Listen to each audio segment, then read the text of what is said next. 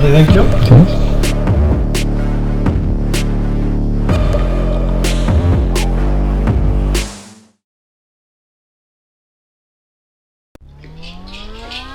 How messy that is. Can we have like a bunch of stuff up in on the roof, up in the ceiling? No. Yeah, we got all that was in here, in there for now.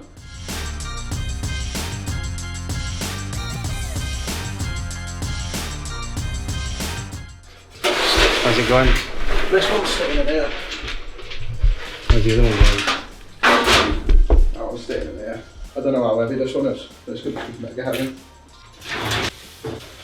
This will all be gone today. So is this wall staying? Yeah, that's staying. Police, open up! I just found a bit of pipe on the other side of this. A bit of Burst pipe. burst pipe. Yeah. Sorry, you were saying... Got to know that mold. £3,342 a second. Wait a minute. We should be looking at 1,379,560. Wealth we can only dream of. Bill Gates is going to watch this and be like, if only you knew. More like 6,000 a second. Yeah, I think you can set 2 IPs. Like, if you can set 2 IPs, then that would work as well. But I think it's only supported in certain versions of NFS. I'm not looking to do that anyway. No. I just want one path. I want them to do the test, then I want to rip it all out. Yeah. And then And then never I think want about it to go again. back to supporting Yeah. One other separate. people that I support these days. one L3 in Manchester, one L3 in Leeds. Both in the same garage. The issue, the first one was the servers that we put into Leeds pod, but live in Manchester, Yeah. were attached to the VDS in Leeds and put on the same NFS network as Leeds. Yeah. But that's not going to work because with no gateway, it's just going to bounce around its 24 and go, well, that one that I'm looking for doesn't exist. Yeah. It's not going to go to its gateway to then go out into the network to look for something that lives in its own /24. Yeah. Just off the internet. Hello. Does anyone know him? It's possible to have the same VLAN ID though, but have different IP subnetting for that VDS.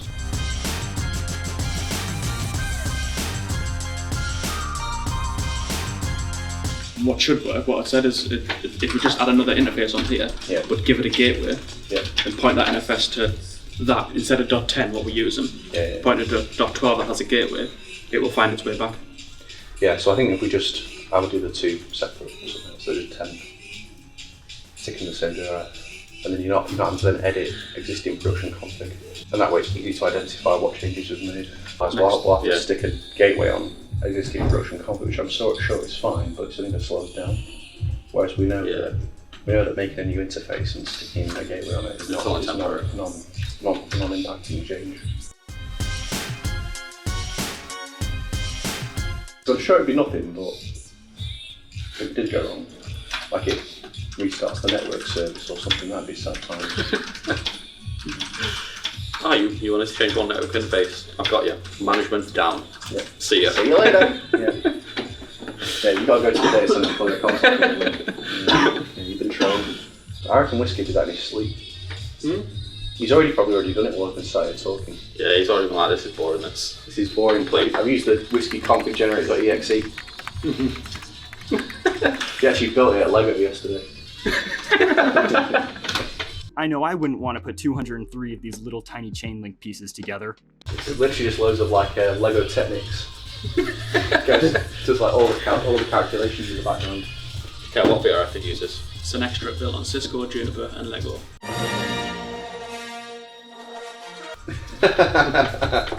Oh, it's heavy. We might just be back like a portion.